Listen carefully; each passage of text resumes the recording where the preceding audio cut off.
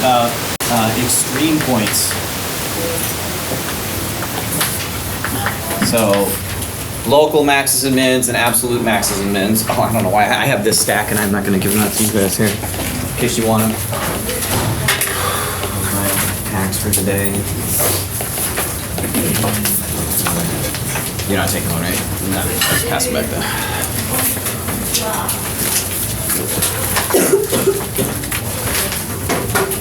Okay, so the first question I have for you guys is, way back when you learned about maxes and mins in your early calculus classes, you were supposed to have learned something called the second derivative test.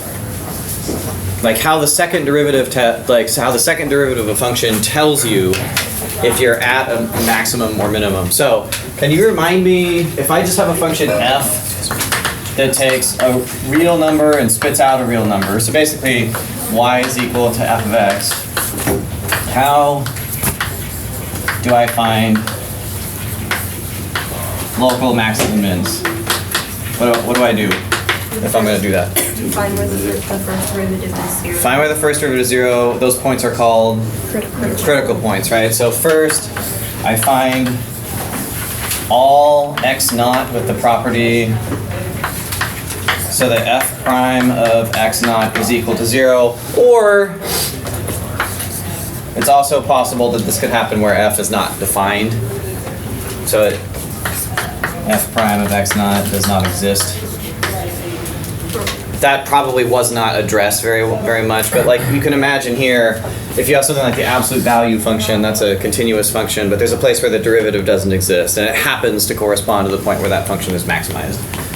Okay, so you find some critical points. So these are the critical points.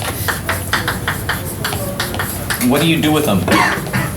You would have learned a whole pile of methods for this. When you take the second derivative, you plug them in, and then if it's positive, it's Okay, so one way is you can use exactly what Azalea is saying here. You check f double prime at x naught for each critical point.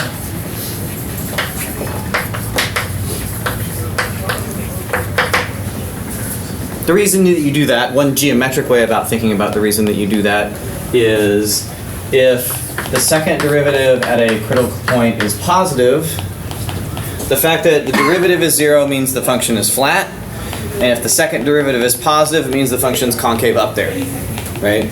So at the point x naught, whatever the function is doing, it's flat. I don't know, I just drew this upside down. Whatever the function is doing at that particular point, the derivative is flat. The fact that the second derivative there is positive means the function is concave up, which means you're looking at a local minimum. So the second derivative can be used to extract information about local mins and local maxes. If this is true, then x naught is a local minimum. If the second derivative of x naught is negative, then the function is concave down,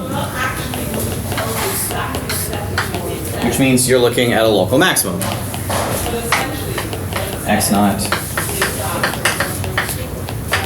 is a local max. And if the second derivative of f is equal to 0, what you learned originally is that this is not, this is an undetermined condition. Sometimes, depending on your book or your teacher, you might have learned, oh, then you have to do more work, but they never tell you what the work is. They just tell you have to do more work. So I'm going to try to show you something about another way to interpret what we're doing here. That's unclear. I'm going to show you another way of thinking about this that will lead us to a generalization to more variables. Is there another way that you learned how to do this, by the way? Did any of you do the thing where instead what you do is you put the point x naught on a little interval analysis, and then you have f prime of x up here, and you say, oh, it was positive here and 0 here and positive here, and so therefore it was a local minimum because the function was the derivative was positive and then 0 and then I guess you want this, right? Yeah. Positive and then 0 and then negative would mean that you were at a local maximum, right? So interval analysis was another way of looking at this. Yeah. Okay, so I'm going to rewrite this in a way that will show you what's going on in two variables. Because we're interested in doing the same sort of analysis for function z is equal to f of x and y. So if I rewrote f now, if I assume that f is 3 times continuously differentiable,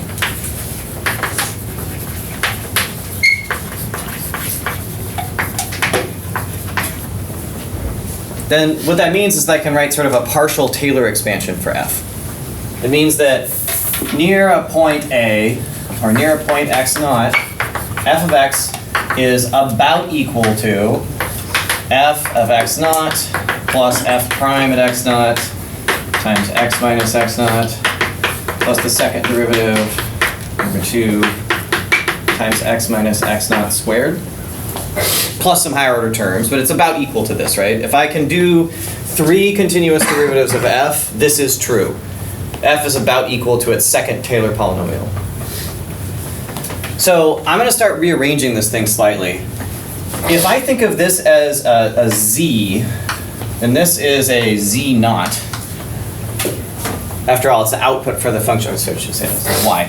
This is the one variable case. If this is a y, and this is a y naught, and I think about this as being a change in x, then I could put this on the other side of this equation, and I would get something like the change in y is approximately equal to f prime of x naught, change in x, plus f prime prime at x naught, change in x squared over 2, right? A little bit of change in x and a little bit of change in y. I subtract this over to the other side and I get y minus y naught, which is change in y. What happens at a critical point? Now let's assume that x naught is a critical point.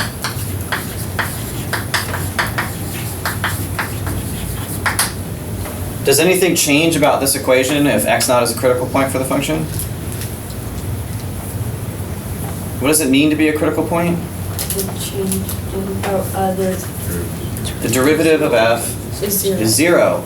That term isn't here, right? If you were at a critical point, f prime of x naught is 0.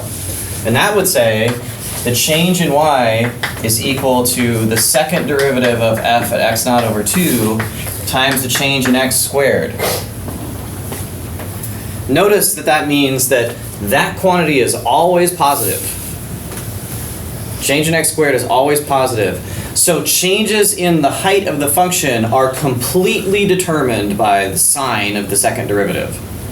If this was a positive number, any change in x times a positive number means y goes up.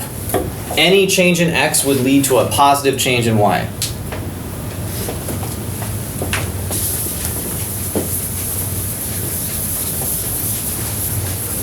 So, if delta y is equal to f prime prime of x naught over 2 times delta x squared, then for any small change in x, if the second derivative is positive, then delta y goes up. Any change in x makes delta y increase, because that's always a positive number, and positive times positive is positive. Any change in x makes y go up. Well, that would say, if any change in x makes y increase, that must mean that x naught is a local minimum. This is why the second derivative test works, right? The sign of f double prime being positive means any change in y must be positive for any change in x. If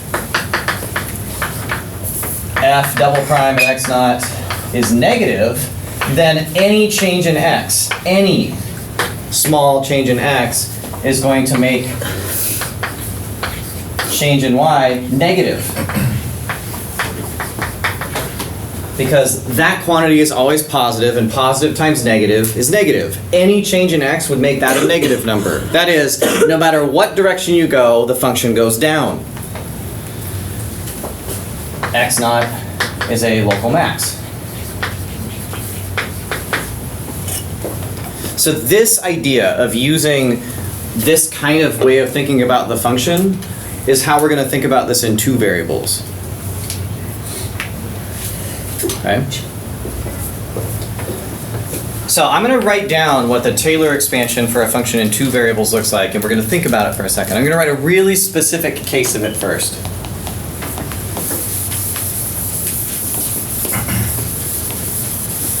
Okay. So this is not covered by the book, but it's the reason all of it works, and I want you to know it. So if f has a Taylor expansion in two variables, it looks like this. F of xy is equal to f at ab plus the x derivative of f at ab times x minus a plus the y derivative of f at ab times y minus b. That's just the tangent plane for f, right? That's the linear expansion. This is the equation of the tangent plane of f at the point ab. Plus all of the stuff that's the second derivatives. And how many second derivatives is f going to have? 3. Well, technically, if we don't assume Clairaut's theorem is true, 4. 4, but because of Clairaut's theorem, 3. So this turns out to be 2 derivatives of f times x minus a squared. There's your quadratic term. Plus 2 derivatives of f with respect to y. Plus f xy and ab, x minus a, y minus b, plus fyx and ab times x minus a, y minus b. And I'm going to have to put 1/2 in front of all these. Just like in the regular Taylor expansion. So this is a more complicated thing that's happening here, but you should see, oh look, f is equal to a linear approximation, just like when I wrote down the Taylor series and I had f is equal to f of a plus f prime at a times x minus a. That's just the 2 variable version of that idea. And all of this crap, that's the quadratic part. And the reason it's quadratic is because there's an x squared and a y squared, and then x times y is also a quadratic term because there's 2 variables multiplied together. So the total power here is 2. So all of this stuff basically is the analog over here of the 1/2 f double prime at a of x minus a squared.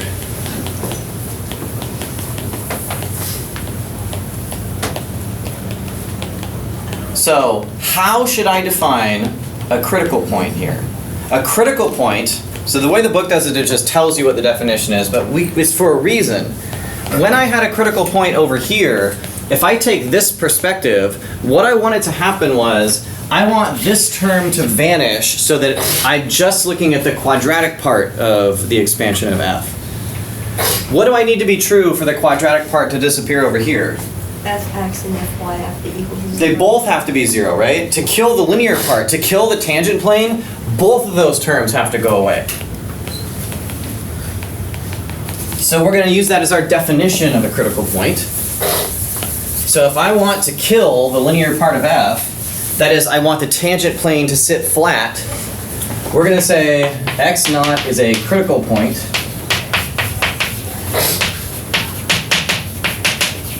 of f if fx at x naught is equal to 0, or say, we've got to be careful here because it's a 2 variable thing. X naught and y naught is a critical point of f of xy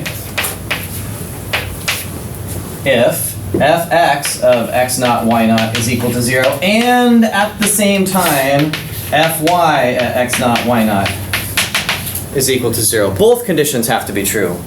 If just one is true, then the other piece will still be here. So they both have to be true at the same time. The partial derivatives have to disappear together. Another way of thinking about that geometrically is what you're saying is that the normal vector is perpendicular to the xy plane. Now there's a more efficient way of coding this information, which is I know a function that is fx, fy, and that's the gradient of f. So the gradient of f is the vector fx, fy. So another way of writing this condition would be to say that the gradient of f at x naught y naught is the vector 0, 0, or in more shorthand notation, wherever the gradient of f is equal to the 0 vector. All of these are ways of writing down what it means to be a critical point for such a function. And these correspond to places where the tangent plane is parallel to the xy plane.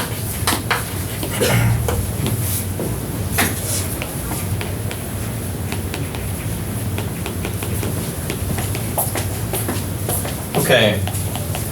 So critical points can be found just by evaluating, I mean, typically what you do with this is you get these systems of equations out the other side. So let's actually find some critical points so you can see what this looks like. Here's a sort of a typical example. So if you look at 1.2, it says find all the critical points of f of xy is equal to x to the third y plus 12x squared minus 8y. If I want to find the critical points, I need to calculate first derivatives. fx is equal to 3x squared y plus 24x.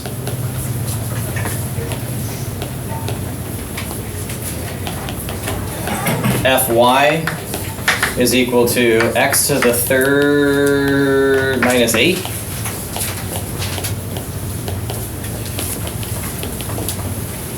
Now that's a simultaneous system of equations. I'm a critical point if, so critical points happen whenever these two things hold at the same time.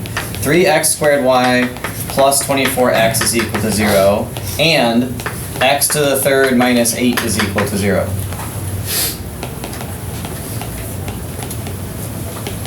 And I need to be able to find both conditions. Well, one of these is pretty easy. I mean, doesn't this just say that x has to be 2? If x to the third minus 8 is equal to 0, then x had better be 2. And now, since I know x is 2, I can go back to this equation. 3 times 2 squared y plus 24 times 2 is equal to 0. So what? 3 times, so it's 12y plus 48 is equal to 0. And so y is equal to minus 4. Now, what I want you to think about these is generally, if you were plotting this, what this would say is this x is equal to 2 right here, which is the thing that satisfies when this equation is equal to 0, right? Fy is equal to 0 when x is equal to 2. So this implies that Fy is equal to 0. Then setting this equation equal to 0 told us that y had to be equal to 4. This condition right here, in fact, we can view sort of what's going on here as x is equal to 2 tells us that we have this vertical line of points on which y was equal to 0. Now, if I had not substituted that value into this, think about that for just a second. If I hadn't done this substitution, is there a way of writing down what the solutions to this equation are independently? Like if I had just written down instead, hey, fx is equal to 0 whenever 3x squared y plus 24x is equal to 0. Well, that happens when either x is equal to 0 or 3xy plus 24 is equal to 0. I factored an x out of both of these. Does that make sense? I factored out an x and then split the equation together. That's a hyperbola. xy is equal to negative 8.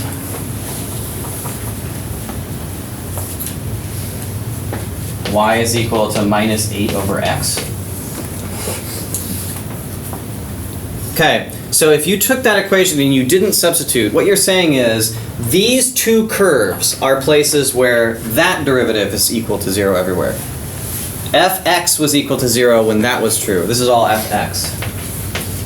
So if you plot those, you get x is equal to 0, and then this parabola, or it's a hyperbola that looks something like let's see, this.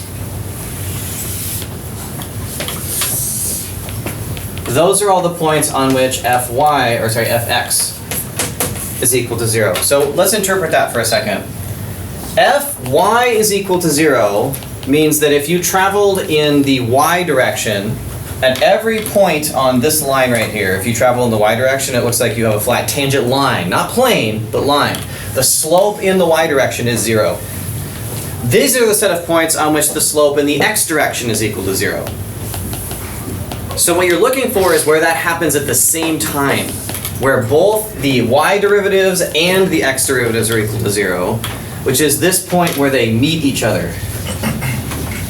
So there's a single point in this example where both fy is equal to 0 and fx is equal to 0. That turned out to be the point 2, -4. Yep. So if you had like a y on top, could you set them equal to each other? You can. Okay. So this way of looking at it, when I substituted this back into that, I was finding this point without ever drawing the yellow curves.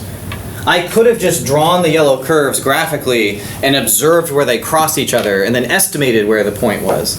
In fact, numerical schemes, this is exactly what they do. A plotting program would plot all the points that satisfy this equation and all the points that satisfy that equation, and then it would guess where they intersect. It wouldn't even necessarily do it algebraically. So the point is, geometrically what's happening here is this particular point right here is the point at which the tangent plane is flat.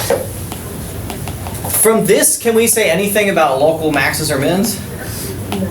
Oh man, because there's a lot of directions to move, right? Remember generally that when we talk about tangent planes, this is a fact, I can't prove this for you. I wish I could. But I'm going to tell you that for a function that is sufficiently differentiable, any particular point only has one of 3 possible behaviors. Locally, you look like a paraboloid up, a paraboloid down, or a saddle. And that's the only thing that can happen. Let's do it this way. So the point is either at the bottom of a paraboloid, the top of a paraboloid, or it's sitting at a saddle point. Flat tangents can only look like that. The problem is, from what we've written here, I have absolutely no idea which one it is. I know it's a tangent plane flat there, but I don't know if I'm looking at a local max, a local min, or neither. So we need something to be able to classify that point. Actually, if you want, you could plot this and see. You could use like Math 3D or something and just like punch it in and see what kind of surface it is. But really what we'd like to be able to do is use some sort of information about the second derivatives that will tell us what's going on at that point. So finding critical points is the first step in locating local maxes and mins. But then once we have it, we have to have some kind of second derivative test to check to see what the points that we're looking at happen to be. Okay, so what I'm going to do is I'm going to state the second derivative test the way it's written in the book, and then we're going to use it, and then I'm going to try to explain what the hell is going on with it, because it's not at all clear why it works. Okay, so this is part 2, classifying critical points.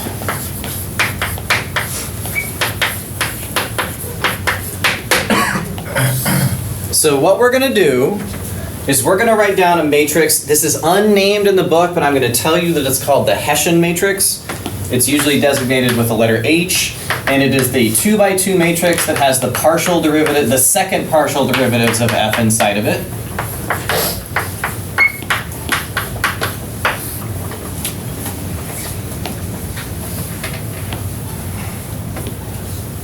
And then we're going to do the following. In fact, I'll do it for this one. So let's actually write down H for this problem. So fxx is 6xy plus 24. I think that's fxx. Fxy is take the y derivative of that thing, which is 3x squared. I don't have to do any work here because this corner and this corner will be equal to each other by Clairaut's theorem. And then fy with respect to y is 0. Oh, that's not good. Does that work? I think we're okay. So that's the matrix H. Now what I'm going to do is I'm going to write down what H is evaluated at the critical point. So that matrix H evaluated at the point 2, -4 is equal to, okay, let's see, 6 times 2 times -4 is -24. 6 times 2 is -12. No, I'm wrong. 6 times 2 times -4, 0, 3 times 2 squared, 3 times 2 squared, 0. If I've evaluated correctly. So just plug in the x's and y's from the critical point. Add 24. Oh! There we go. Tiniest piece of yellow chalk in existence, and that matrix turns out to be the matrix, okay. Ah! So that's 12, minus 48 plus 24, so it's -24. 3 times 12, 12, and 0. Now, for reasons that will hopefully become clear in a second, the next step of this is I'm going to calculate the determinant of that matrix.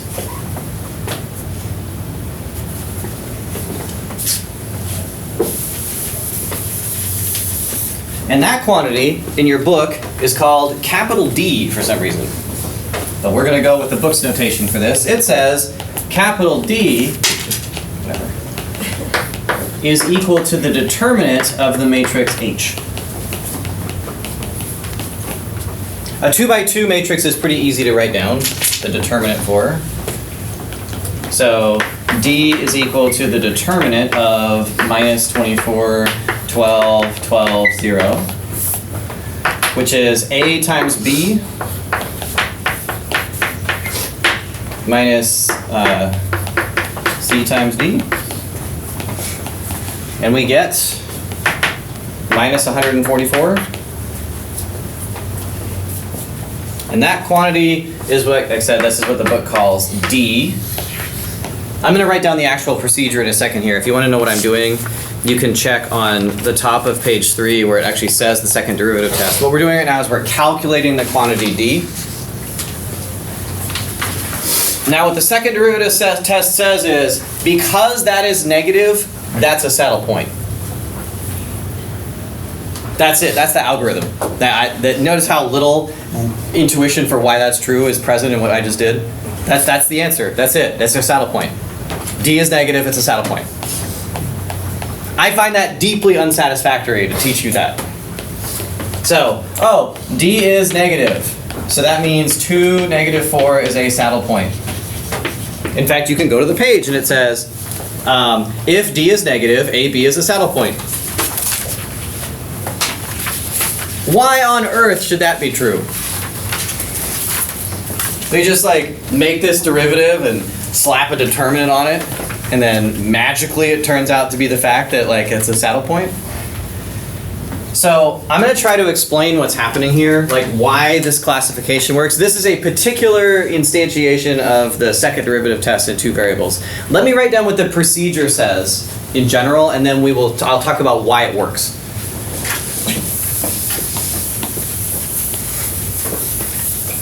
And the real issue here is going to be that because you guys haven't had a class in linear algebra yet, most of you, I can't really do the full description of what's happening. But I can give you some idea. So here's what the second derivative test says. If you have a function f of x and y, and the gradient of f at a point AB is equal to the 0 vector, that is, we're at a critical point. AB is a critical point. Compute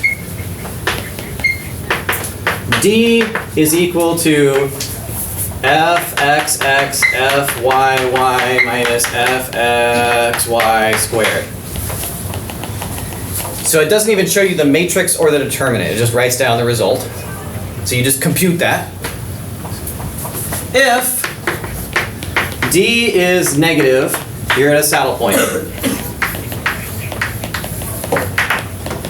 If D is positive and fxx at AB is also positive, you're a local minimum. It's like a magic spell. If D is positive and fxx is negative, you're at a local max. If D is equal to 0, this is indeterminate.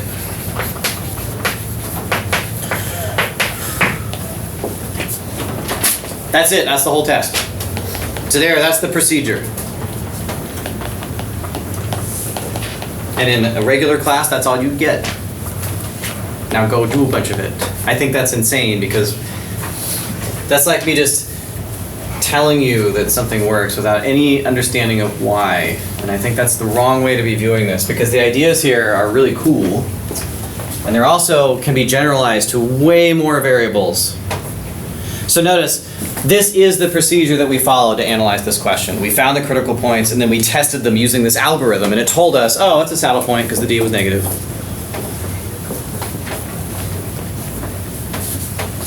All right, so what is actually happening?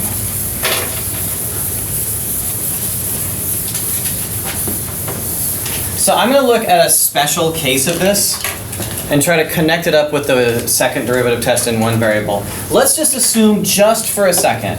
So we're going to make the wildly simplifying assumption that fx of y and fy and x are just 0.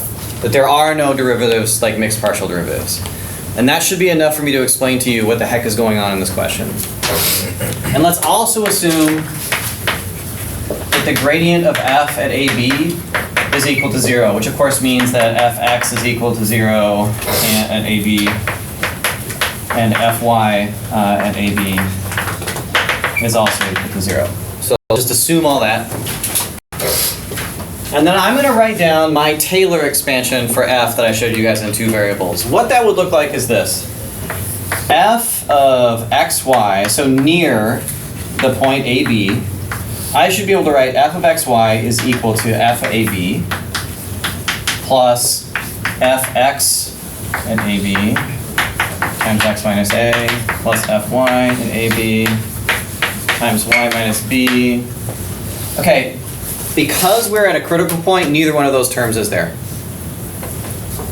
That's equal to 0, and that's equal to 0, so neither one of those terms is actually there, right? Those terms are not here because we're at a critical point.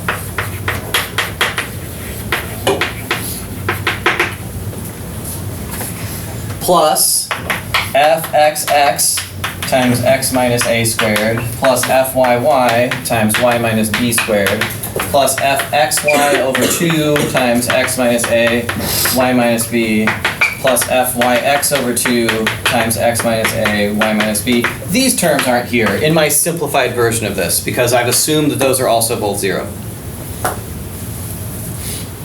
What that's going to tell you is the following. If this you think about as being z, and this is z naught, the place where the function started, I could rewrite this as z minus z naught is equal to fxx at AB times the change in x squared plus fyy at AB times the change in y squared.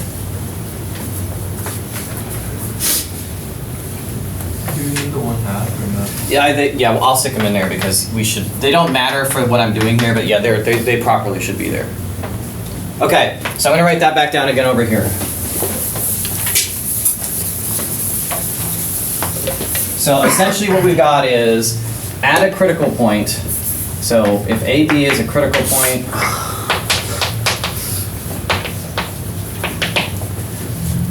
the change in z is about equal to fxx over 2 and AB times the change in x squared plus fyy at AB over 2 times the change in y squared. What if those quantities were both positive? What could I know? What do I know about delta x or delta z? If that's positive and this is positive, and you move any direction at all for any change in x and change in y, what does that say about your change in z? Positive. No matter how you move. You start at the point AB and you move in any direction, this will always be positive. If fxx and fyy are positive numbers, then delta z goes up for any change in x and change in y. No matter how I move, delta z goes up. What would that say about AB? I'm at a point AB, and no matter where I go, the graph goes up. It's a local min. If fxx and fyy are both negative, what happens to change in z? For any direction you choose. I move in the x direction, the y direction, or any combination you want, what happens to delta z? It's down, because positive times negative and positive times negative is guaranteed to be negative. No matter what happens as we move, we go down for any change in x and y. Delta z goes down for any delta x and delta y. And that's what we mean by a local max. What if they had different signs? Well, actually we can, right? If fxx is negative, say, and fyy is positive, what happens to the function if you move only in the x direction? If this quantity is negative and I only have delta x, no delta y, I leave y alone and I move in the x direction, what happens to the function? It goes down. If this term changes in any way and that's negative, I go down in the x direction. Right? What happens if I only move in the y direction if this is positive? It goes up in any direction. Any direction in y I move gets multiplied by a positive number as I go up. That would tell me that in one direction I go down, and in the other direction I go up, which is a saddle point. This picture is this one. Because as I come through this, in this direction I head down in any direction I go that way, but I go up if I travel like that. So that would say if these have different signs, this is a saddle point. Now you might be reasonably asking right now, what the hell does any of this have to do with the d and the derivative and the matrix? But the first thing I want you to, so do we understand this picture right here? I can basically say the change in z is a quadratic function of the changes in x and y. All right, so let's take a look at this derivative thing. H in this case would be fxx 0, 0, fyy. Yep. Would the same work if fxx? Yeah. So this is also true for xxx positive and fyy negative. That would say instead of going down and then up, you went up and then down. Yep. Are there any other shapes that have saddle points? No, it's all the three. So this is a theorem that, like, the big theorem of math is this sort of general quadratic shape can only be one of three surfaces: a paraboloid opening upward, a paraboloid opening downward, or a hyperbolic paraboloid. So that's it. These are the only things that could happen. Because like ridges. There's not differentiable at ridges. Okay. Right. So the point is the quadratic terms can only take on these shapes. So we get like an inconclusive test. Is that? What that means is, what if one of these was 0? If one of them was 0, it would mean that you were so flat in that direction you couldn't tell if you were a cubic or a fourth power, right? If I had, say, so let's actually answer that before I go on. If fxx was equal to 0, there's lots of things that have 0 second derivative. Cubic functions have 0 second derivative, and quartic functions have 0 second derivative, and I cannot tell the difference. I don't know if I'm at this one or that one. So what that would say is, okay, well in the x direction, I'm not quadratic. I could be cubic or fourth power or fifth power or sixth power, and I don't know.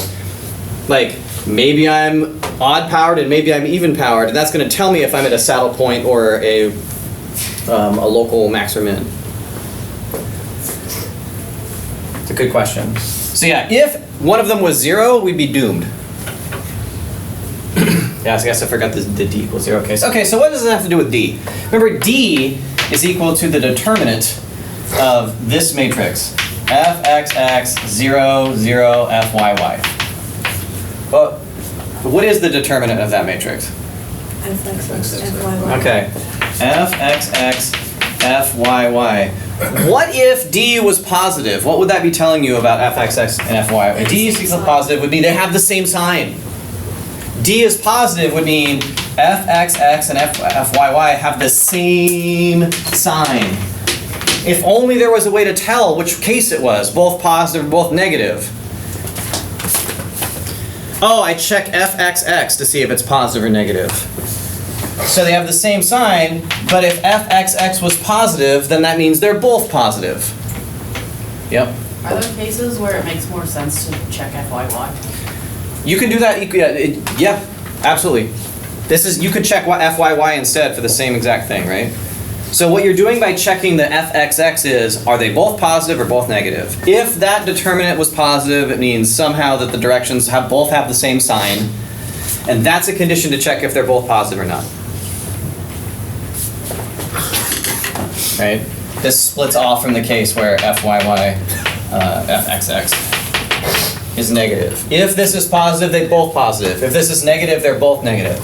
What if D is less than 0? What's that telling you? Opposite side. Opposite signs. Oh, that means automatically we're a saddle point.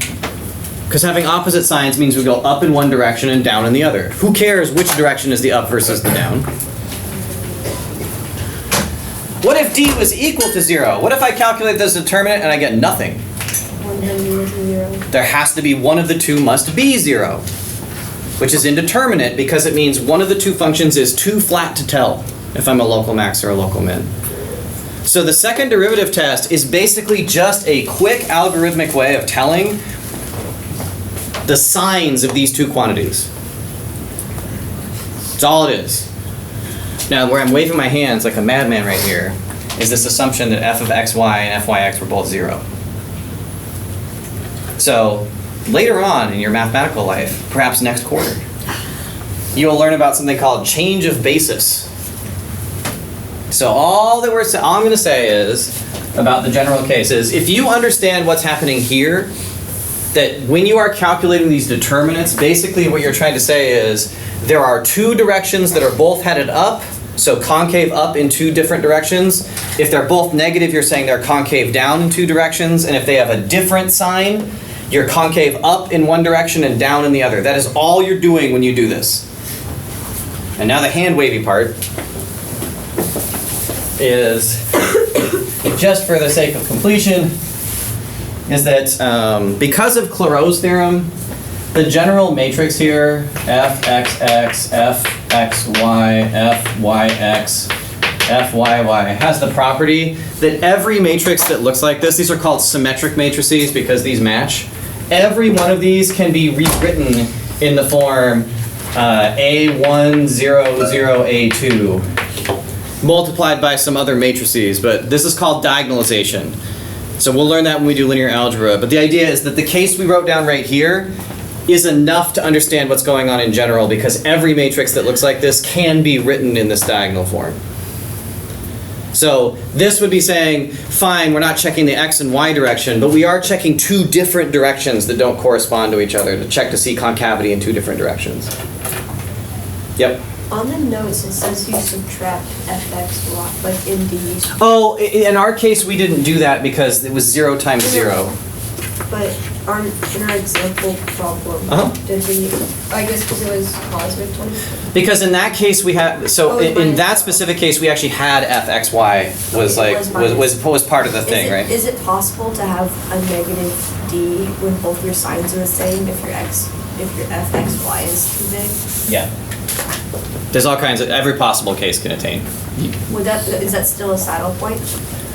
When you calculate the D, and you just calculate that determinant, and if the number is negative, it's a saddle point automatically. Okay. Yeah, so fxx and fyy could both be positive, and the partial derivatives could be so big, they still make the determinant negative. Okay. All right, so now that I have bloviated about what the hell's actually going on here, and what I want you to know about this is not just that this is an algorithm, but that really what you're doing when you calculate the determinant is concavity. Concavity in two directions. Up and up means local min, down and down means local max, up in one and down in the other means saddle. Now let's go through the process of actually solving one of these bad boys. Okay. So, 1.3. Let's find some critical points. In fact, oh, that's bad. How about f of xy, this is exercise 1.3, is equal to 2x to the third plus xy squared plus 5x squared plus y squared. So I'm going to find some critical points. This is in the notes, this is 1.3. So fx is equal to, you can make sure you check my math here, 6x squared plus y squared plus 10x. I think I got that right. And fy is equal to 2xy plus 2y. Okay, I'm not going to do any plotting this time, although I will point out that this is a circle and this is two lines. So this is going to factor, this one is going to factor as y times 2x plus 2. And y times 2x plus 2 is equal to 0 if y is equal to 0 or x is equal to minus 1. So the y derivatives of f are 0 along these two lines. The x derivatives are equal to 0 on this thing, which if you plotted it out, I guess you get an ellipse if you try to plot that. So we should expect there's going to be 4 critical points here.